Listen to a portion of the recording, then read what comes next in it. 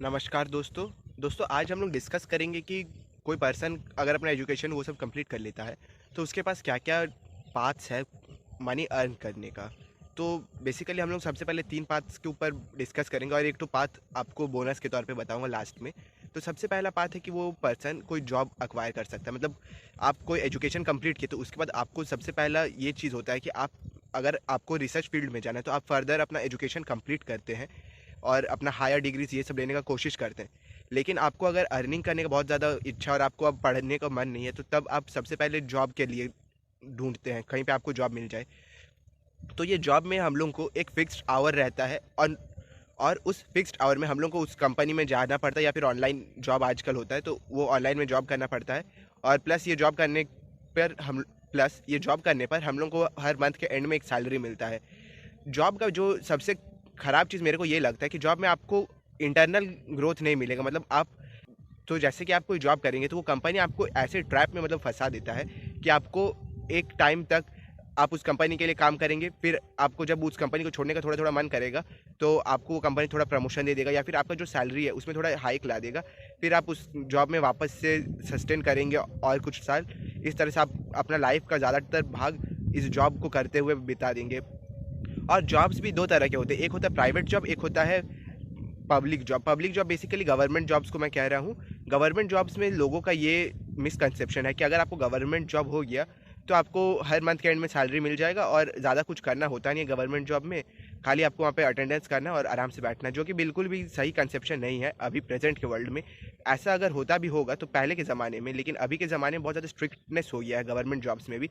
अगर आप गवर्नमेंट को ठीक से अपना जो सर्विस है वो प्रोवाइड नहीं कर पा रहे तो गवर्नमेंट आपको रखेगा क्यों? गवर्नमेंट आपसे ऐसा कोई रिश्ता तो नहीं है कि वो तो गवर्नमेंट आपको रखेगा क्यों अगर आप गवर्नमेंट को ठीक से सर्विस प्रोवाइड नहीं कर पा रहे। आप अपनी गवर्नमेंट को जितना रिक्वायरमेंट है आपका उतना कैपेसिटी नहीं उस रिक्वायरमेंट को पूरा करने का, तो गवर्नमेंट आपको निकाल भी सकता है।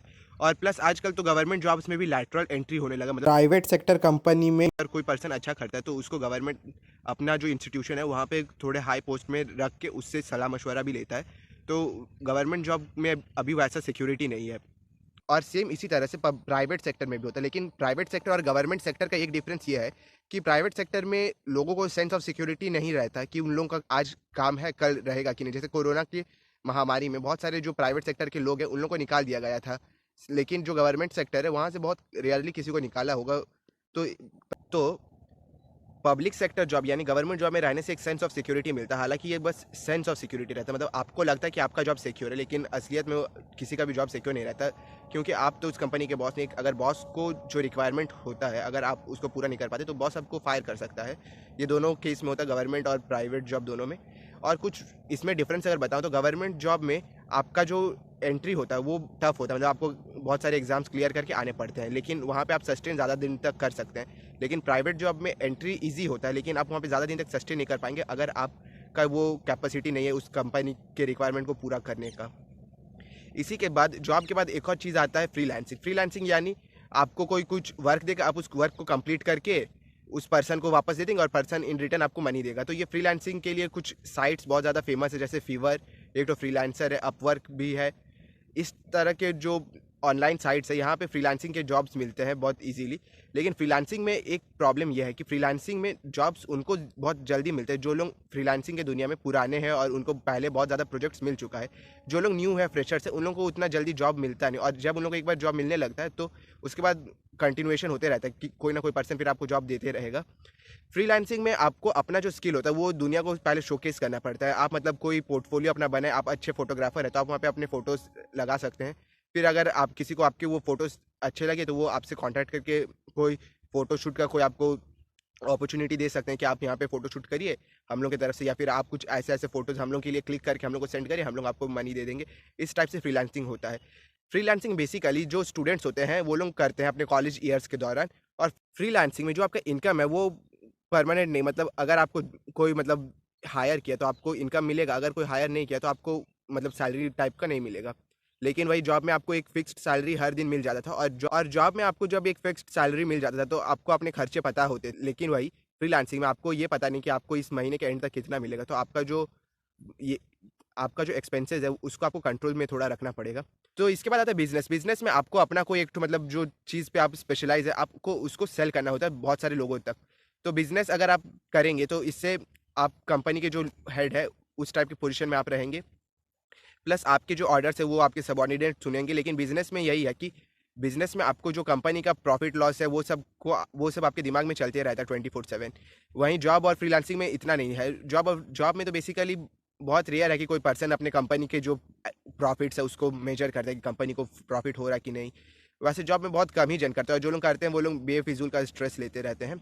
और जॉब में एक फिक्स टाइम रहता है कि आप इतने बजे तक जॉब करेंगे और उसके बाद आप घर आ जाएंगे। लेकिन वहीं बिजनेस में आप 24/7 आपका कभी छुट्टी नहीं रहता। आप हर दिन अपने बिजनेस के आइडिया के ऊपर वर्क करते रहते हैं। आप भले उस काम में अभी प्रेजेंट रहे या ना रहे, आपका वो काम ऑटोमेटेड वे में चल रहा है, लेकिन फिर भी बैक ऑफ द माइंड आपका ये चलते रहेगा कि बिजनेस को और ग्रो कैसे करूँ, बिजनेस में और प्रॉफिट्स कैसे लाऊं, और इन्वेस्टर्स को कैसे मनाऊं कि मेरे बिजनेस में इन्वेस्ट करें।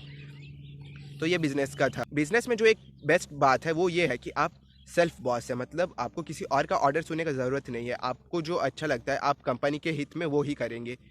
और वहीं जॉब और फ्रीलांसिंग में आप सेल्फ बॉस नहीं। हालांकि फ्रीलांसिंग में आप पार्शियली सेल्फ बॉस है, मतलब आपको कोई जॉब मिल रहा है तो आप वो करेंगे, फिर अगर इसके बाद आपको छुट्टी चाहिए तो आप 1 महीने तक कोई भी जॉब मत उठाइए, तो आप उस टाइप से फ्री रहेंगे। तो ये फ्रीलांसिंग में आप पार्शियली रहेंगे। लेकिन वही जो जॉब होता है उसमें आपको एप्लीकेशन लिख के देना पड़ेगा कि आपको क्यों छुट्टी चाहिए, किस लिए चाहिए। तो फिर उसके बाद आपका एप्लीकेशन को देखा जाता है, फिर उसके बाद आपको छुट्टी दिया जाता है, जो कि सही नहीं लगता। मतलब कोई एक पर्सन को बस आप उसके जो हॉलीडेज़ हैं उसी दिन छुट्टी क्यों देंगे? मतलब अगर उस पर्सन को इमरजेंसी या फिर कोई फेस्टिवल या फिर किसी का मैरिज सेलिब्रेशन वो सब में अगर उस पर्सन को जाने का इच्छा है, लेकिन उसको पहले अपनी कंपनी से पूछना पड़ेगा कि मैं जाऊँ कि नहीं। तो ये एक तरह से आप बॉन्डेड लेबर टाइप का करवा रहे हैं, मतलब उस पर्सन का कोई फ्री विल नहीं है कि वो कब जाना चाहे, कब आना चाहे, वैसा नहीं है। जो लोग प्राइवेट सेक्टर में जॉब करते हैं उन लोगों को एक स्लॉट ऑफ हॉलीडेज पहले से दे देना चाहिए। आप साल में इतने छुट्टी ले सकते हैं, अब आपका मन है आप कभी भी लीजिए। अगर आप नहीं लेंगे तो ये आपके नेक्स्ट ईयर में ऐड ऑन होते जाएगा। तो ये सबसे बेस्ट वे है मेरे को जहाँ तक लगता है। लेकिन यही है कि जो लोग जॉब करते हैं वो लोग किसी कैपिटलिस्ट के अंडर में जॉब करते हैं, और कैपिटलिस्ट का माइंडसेट ये होता है कि ज़्यादा से ज़्यादा आपसे काम करवाए और प्रॉफिट ज़्यादा से ज़्यादा बढ़ाए। तो अगर आप छुट्टी लेंगे तो आप काम कैसे करेंगे? तो ये जॉब का डिसएडवांटेज है जो लोग करते हैं। और इसके बाद एक फोर्थ स्टेप है जो आप लोगों को मैं बताया था, बोनस के तौर पे बताऊंगा। वो ये है कि आप ब्रांड बिल्ड कर सकते हैं। जैसे कि आप सोचिए सलमान खान या फिर शाहरुख खान, ये लोग को इन लोगों का नाम सुन के ही लोग टिकट्स के पैसे दे देते थे पहले के ज़माने में। आजकल इन लोगों का भी मूवीज़ उतना अच्छा नहीं चल रहा, लेकिन ये लोग कोई इवेंट में जाते हैं तो इवेंट में इन लोगों को लोग देखने आते हैं। प्लस ये लोग किसी कॉलेज या फिर सेमिनार सब में भी जाते हैं, वहाँ पर भी इन लोगों को अच्छा अर्निंग होता है। क्यों? क्योंकि इन लोग का अपना एक ब्रांड है, मतलब सबको को पता है शाहरुख खान कौन है। शाहरुख खान का अगर कोई एक प्रोडक्ट पे फोटो लग जाता है तो उस प्रोडक्ट का थोड़ा वैल्यू बढ़ जाता है कि इसको शाहरुख खान यूज़ करता है तो इसका थोड़ा वैल्यू ज़्यादा होगा। तो ये होता है ब्रांड बिल्डिंग।